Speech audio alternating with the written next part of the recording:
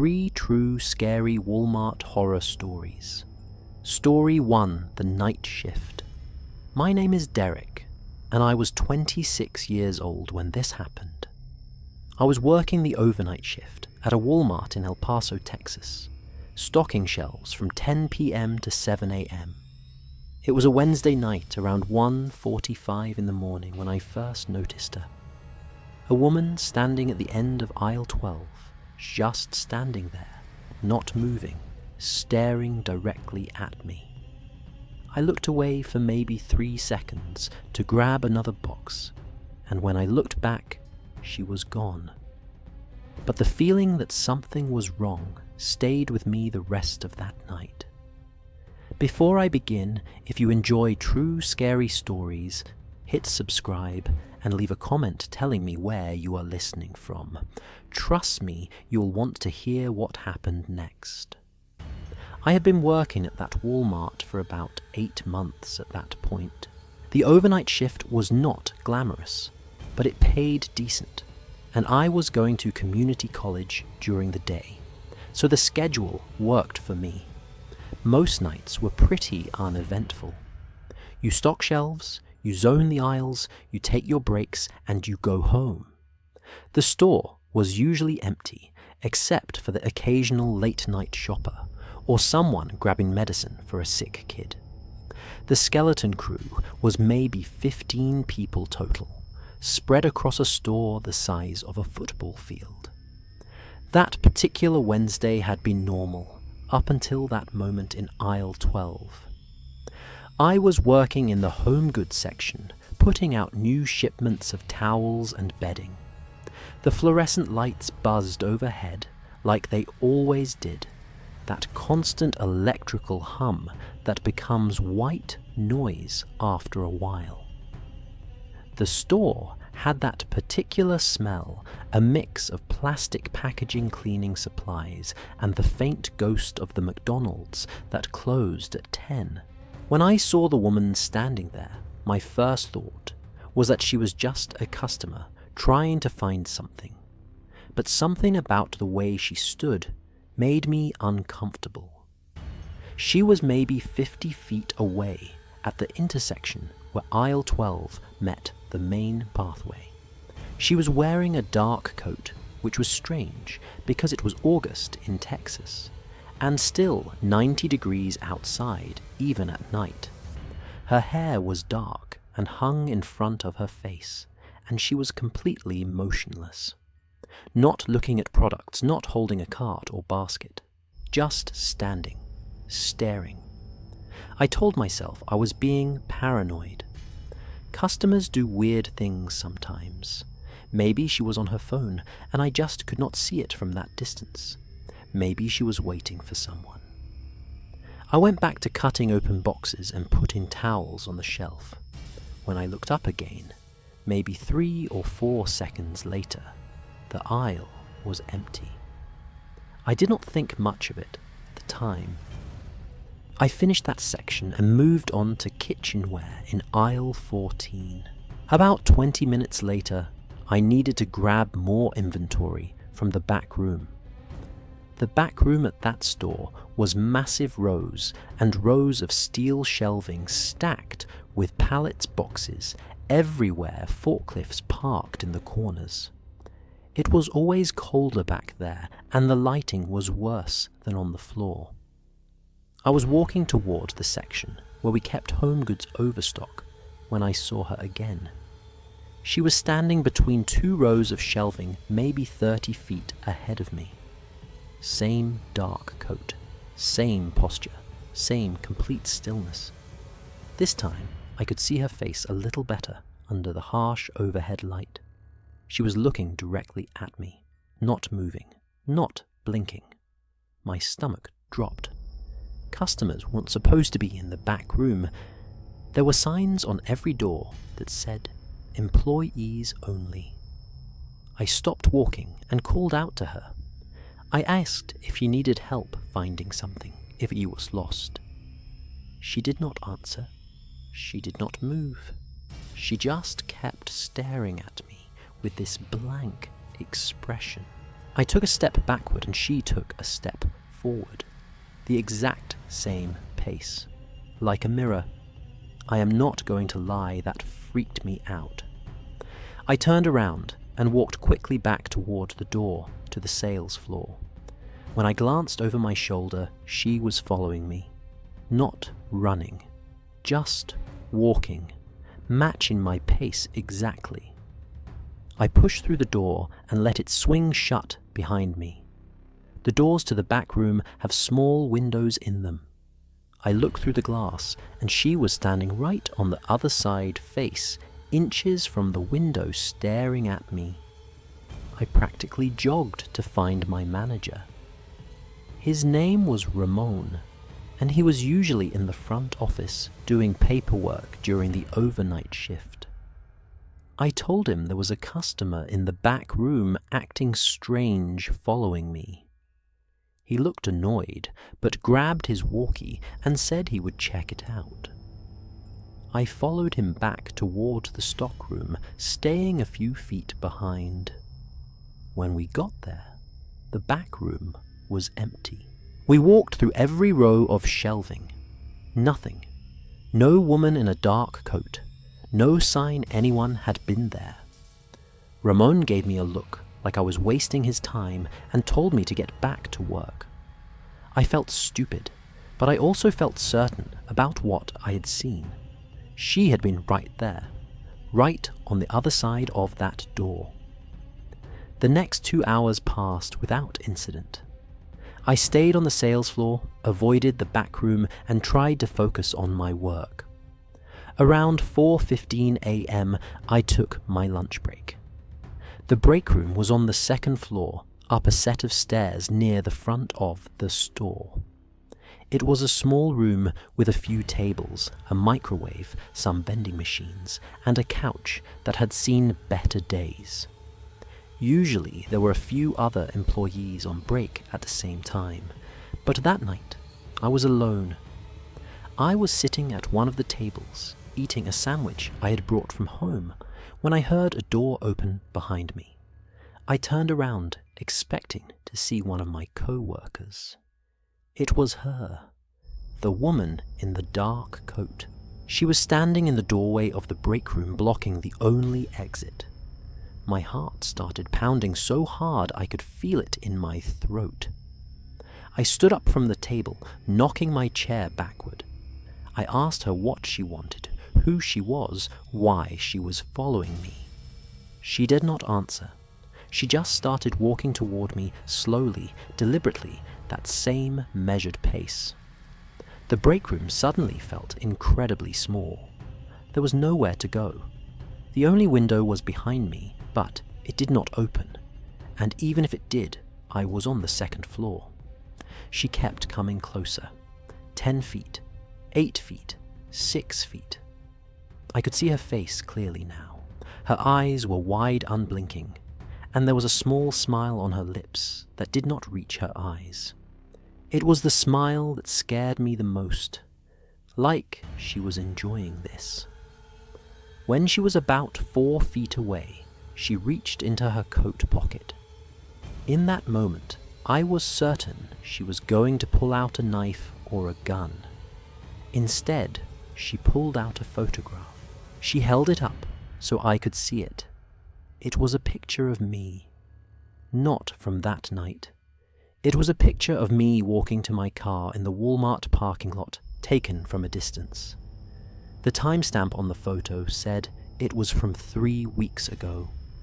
She had been watching me for 3 weeks, following me, taking pictures, and I never knew. I do not remember making the conscious decision to run. My body just moved. I shoved past her shoulder, checking her hard enough that she stumbled, and I sprinted out of the break room. I took the stairs 3 at a time, nearly falling, and burst onto the sales floor. I ran straight to Ramon's office and told him to call the police, that there was a woman stalking me, that she had pictures of me. The police arrived about 12 minutes later. They searched the entire store, the parking lot, everywhere. they never found her. She had vanished just like before. But this time, I had proof that I was not imagining things. When I shoved past her, she dropped the photograph. The police took it as evidence. It has been 2 years since that night.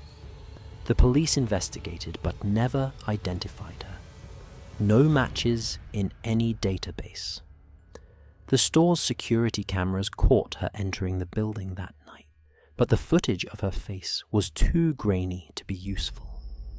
She came in through a side entrance around midnight, and the cameras lost track of her after that. I quit that job 3 days later. I couldn't go back there. For months afterward, I would check my rearview mirror constantly when driving. I would scan parking lots before getting out of my car. I installed security cameras at my apartment. I still do all of these things, because here is the thing that keeps me up at night. She knew where I worked. She knew what car I drove. She knew my schedule well enough to photograph me 3 weeks before she made contact, which means she probably knows where I live too. And I have no idea if she's still out there watching, waiting. Some nights when I am falling asleep, I think I hear footsteps outside my window, matching my heartbeat, pace for pace, just like in that stockroom. Story 2, the parking lot. My name is Terence. I was 31 when this happened, and to this day, it remains the most terrifying experience of my life. It was December 2 days before Christmas at a Walmart outside of Reno, Nevada. I had just finished some last-minute shopping, and it was around 9:45 p.m. when I walked out to the parking lot. What should have been a 5-minute walk to my car turned into a nightmare that I still have trouble believing was real. If you are new here, make sure to subscribe and hit the notification bell, because these stories only get more intense. Now, let me tell you what was waiting for me in that parking lot. The parking lot was packed that night because of the holiday rush. I had parked way out in the back corner, probably a 1/4 mile from the store entrance, because that was the only spot I could find when I arrived 2 hours earlier. Now it was dark, the lot was starting to thin out, and my section was almost empty. There were maybe 4 or 5 other cars scattered around mine, none of them close. The night was cold, probably mid-30s, and there was a light snow falling. Not enough to stick, just enough to make everything feel damp and grey. The parking lot lights cast these orange pools of illumination with big patches of shadow in between. I was carrying 3 plastic bags in each hand, walking briskly because I wanted to get out of the cold. I was maybe 50 yards from my car when I noticed a van parked 2 spots away from mine. It was a white cargo van, the kind with no windows in the back, and it had not been there when I arrived. I remember thinking it was strange that someone would park all the way out here when there were now plenty of open spots closer to the store. But I did not think too hard about it. People do strange things. As I got closer, I saw that the van's engine was running. I could see the exhaust coming from the tailpipe, little white puffs in the cold air. The headlights were off, but the engine was definitely on. Still, I told myself it was probably someone waiting to pick up a family member keeping the heat running. Nothing unusual. I was about 20 feet from my car, fishing my keys out of my pocket, when a van's side door slid open. Not slowly, like someone casually getting out, It flew open fast and hard, slamming against the frame with a metallic bang that echoed across the empty lot. A man jumped out. He was big, probably 6'3" or 6'4", heavy build, wearing all black. He did not look at me right away. He walked to the back of the van and opened the rear doors. He stood there for a moment with his back to me, and then he turned around. That is when I realized he was wearing a ski mask. Every instinct in my body screamed at me to run, but I was frozen. It was like my legs had stopped working. He started walking toward me, not running, but walking with purpose. Fast purpose. Behind him, I saw movement inside the van. There was at least one other person in there, maybe two. I dropped my shopping bags and ran. Not toward the store, which was too far, but toward the other cars in my section. There was a woman loading groceries into an SUV about 100 feet away. I sprinted toward her, screaming for help, waving my arms. She looked up, startled, and then she saw the man chasing me. Her eyes went wide. She jumped into her car and locked the doors. I do not blame her. I probably would have done the same thing, but it meant I was alone. I changed direction, running between parked cars, trying to put obstacles between me and this guy. I could hear his footsteps behind me, heavy boots on wet asphalt. He was fast for his size. I pulled out my phone and dialed 911 while running. The dispatcher answered, and I gasped out that I was being chased in the Walmart parking lot, that there was a man in a ski mask, that I needed help immediately. She told me to stay on the line. She told me officers were being dispatched. But none of that helped me in that moment. I ducked behind a pickup truck and crouched down, trying to quiet my breathing. I could hear him moving somewhere nearby, his footsteps crunching on the thin layer of snow. Then the footsteps stopped. Silence. Just the distant hum of cars on the highway and my own heartbeat thundering in my ears. I peeked around the edge of the pickup truck. I could not see him. I had no idea where he went. That was almost worse than being chased. At least when he was chasing me, I knew where he was. Then I heard a sound that made my blood run cold. A second set of footsteps, coming from a different direction. They were trying to corner me. I abandoned my hiding spot and ran again, this time toward the store. I did not care that it was far. I needed to get somewhere with people, with lights, with witnesses. I ran faster than I have ever run in my life. My lungs burned from the cold air. My legs screamed at me to stop. I did not stop. I was maybe 100 yards from the store entrance when I risked a look over my shoulder. Both of them were chasing me now. Two men in ski masks sprinted across the parking lot, and they were gaining on me. I was not going to make it.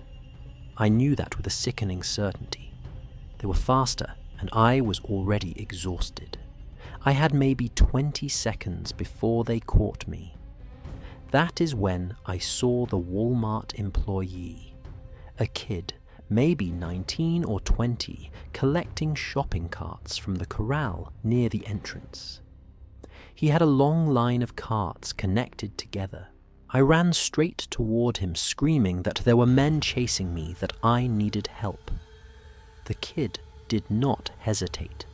He shoved the entire line of shopping carts, maybe 15 or 20 of them, directly into the path of the men chasing me. The carts crashed into them with a massive clatter of metal and plastic. One of the men went down hard, tangled in the carts. The other stumbled and fell, trying to avoid them. That bought me the time I needed. I made it to the entrance, burst through the doors, and collapsed on the floor just inside the store. Employees surrounded me. Someone called security. The police arrived about 4 minutes later. The two men were gone by then. They had run back to their van and taken off. But they made one mistake. The employee who helped me, whose name was Carlos, he had his phone out the entire time. He had been using it to listen to music while collecting carts. When he saw what was happening, he started recording. The police got the footage. It clearly showed the van, the license plate, the two men in ski masks. 3 days later, they arrested both of them. They also found a third man who had been waiting in the driver's seat of the van. Here is the part that still haunts me. When the police searched the van, they found zip ties, duct tape, a tarp, and a shovel. They also found a notebook with detailed information about several people who shopped at that Walmart regularly. Their physical descriptions, their cars, the times they usually shopped. There were 8 people in that notebook. I was number 6. They had been planning this for weeks, watching, taking notes, waiting for the right moment. I still shop at Walmart sometimes. Force of habit, I guess. But I never park far from the entrance anymore, and I always look for white vans. Carlos, the employee who saved my life, I went back a week later and gave him $500. It was not enough. Nothing would ever be enough. That kid with his shopping carts is the only reason I am here telling you this story. Some heroes do not wear capes. Some heroes push shopping carts at minimum wage. And sometimes that is exactly what you need. Story 3. The bathroom. My name is Keith, and I was 23 years old, working as a loss prevention associate at a Walmart in suburban Atlanta, Georgia. My job was basically to catch shoplifters. I spent most of my shifts walking the floor in plain clothes, watching for suspicious behavior, and occasionally confronting people who were trying to steal merchandise. It was not a glamorous job, but it was interesting, and you saw a lot of strange human behavior. But nothing prepared me for what happened on that Tuesday night in March. It was around 8:20 p.m., and I had followed a suspected shoplifter into the men's restroom. And keep listening, because what I found in there changed everything I thought I knew about that store. Before we continue, drop a like if you are enjoying these stories, and tell me in the comments the scariest place you have ever been. I had been watching this guy for about 20 minutes. He was acting suspicious from the moment he walked in. Kept looking around, checking to see if anyone was watching him. He would pick up items, examine them, put them back. Classic pre-theft behavior. He was a white male, probably mid-40s, average height, wearing a grey hoodie with the hood pulled up, despite being indoors. I watched him slip a small electronics item, I think it was a portable charger, into his hoodie pocket in aisle 7. Clear as day on the camera I was monitoring. I radioed my partner Marcus to let him know I was going to approach. Then I followed the guy as he made his way toward the front of the store. But instead of heading for the exit, he turned and walked toward the restrooms at the back of the store. That was unusual. Most shoplifters want to get out as quickly as possible. They do not take detours. I followed at a distance, staying about 50 feet back. He pushed through the door into the men's restroom. I waited about 30 seconds, and then followed him in. The restroom had 4 stalls, 3 urinals, and 2 sinks. When I entered, all 4 stall doors appeared to be open, but I did not see anyone inside the bathroom. That was impossible. I had watched him go in. There was no other exit. The window was small and high up, designed for ventilation, not access. Where did he go? I checked under the stall doors looking for feet. The first 3 stalls were empty. The 4th stall, the handicap stall at the far end, had the door pushed mostly closed, but not latched.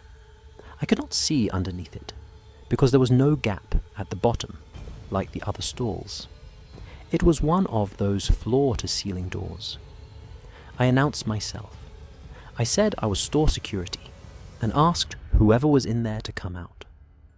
Silence. I waited. Nothing. I pushed the door open slowly. The stall was empty. No one inside. Just a toilet and a metal railing and a toilet paper dispenser. But there was something on the floor. A small piece of paper folded in half. I picked it up and unfolded it. Written in neat handwriting were the words, "I know what you are looking for. It is in the ceiling. Check the 3rd tile from the vent." My first thought was that this was some kind of prank. Maybe the guy I was following had left this for me, somehow messing with my head. But something about it felt wrong. The paper was yellowed, old-looking. It had not just been written. I should have left. I should have radioed Marcus and told him something strange was going on. Instead, I looked up at the ceiling. Drop ceiling tiles, the kind you see in every commercial building. There was a vent in the corner of the bathroom. I counted 3 tiles from it. I do not know why I did what I did next. Curiosity, I guess. Stupidity, probably. I climbed up on the toilet in the handicap stall and reached up to lift the ceiling tile. It moved easily, sliding to the side. What I saw up there made me stumble backward and nearly fall off the toilet. There was a space between the ceiling tiles and the actual ceiling, maybe 2 feet of clearance. And in that space there was a sleeping bag, a pillow, some empty food wrappers, a water bottle, and a small duffel bag. Someone had been living up there. But that was not the worst part. The worst part was the hole. Someone had cut a hole in the ceiling tile directly above the handicap stall. A viewing hole, about 2 inches in diameter. Someone had been watching people use that toilet from above. I jumped down from the toilet and backed out of the stall. My heart was racing. My hands were shaking. I pulled out my radio to call Marcus. Before I could press the button, the bathroom door opened. It was the guy in the grey hoodie, the one I had followed in. He was just standing there in the doorway blocking the exit. He looked at me, then he looked up at the ceiling. Then he looked back at me, and he smiled. I am not a small guy. I am 6 feet tall and I work out regularly. Part of the job. But something about that smile made me feel like a child. There was nothing behind his eyes. No anger, no fear, no anything. Just emptiness and that horrible smile. He said in a voice that was almost gentle that I should not have looked up there. He said that was his private space. He said he had been living there for 2 months and nobody knew. He said he watched people. He liked watching people. He said he'd been watching me too. Then he reached into his hoodie pocket and pulled out a box cutter. The bathroom felt like it was shrinking, the walls closing in. There was only one exit, and he was standing in front of it. I had my radio, but even if I called for help, it would take Marcus at least a minute to get here. A lot can happen in a minute. He took a step toward me. I grabbed the metal trash can by the sinks and held it in front of me like a shield. It was not much, but it was something. He laughed at that. A quiet laugh, almost like a cough. He said he did not want to hurt me. He just wanted me to understand. He said everyone needs a place to live. Everyone needs to feel safe. He said that ceiling space was his home, and I had invaded it. I told him I was calling the police. I said it loud and clear. He just shrugged. He said the police would not find anything. He said he'd already moved everything. He said by the time anyone came back to check, there would be no evidence he was ever there, just an employee making up stories. That is when I realized the truth. He'd not been shoplifting. The portable charger following him to the bathroom, all of it. He'd wanted me to follow him. He'd wanted me to find the note. He'd wanted me to see his little hiding spot. This was all a game to him. He took another step forward. I threw the trash can at him. It hit him in the shoulder and he stumbled sideways. I ran past him, shoving him into the wall, and burst out of the bathroom. I sprinted down the aisle toward the front of the store, yelling for Marcus, yelling for anyone. Marcus met me halfway. He saw the look on my face and knew something was wrong. I told him to call the police, that there was a man with a weapon in the bathroom, that he had been living in the ceiling. Marcus radioed it in immediately. When the police arrived and went into that bathroom, it was empty. No man, no weapon. And when they checked the ceiling, the sleeping bag, the pillow, all the signs someone had been living there, it was all gone. Just empty space and dust, like it had never existed. The only evidence was the note. I still had it in my pocket. I gave it to the police. They said they would look into it, but I could tell they thought I was exaggerating, or possibly lying. The store manager reviewed the security footage. It showed me following someone into the bathroom, but the camera angle didn't capture the person's face, and the footage showed only me leaving the bathroom. No second person ever came out, but he had to have come out. There was no other way, unless there was some exit I did not know about, unless he had found another way in and out of his little nest in the ceiling.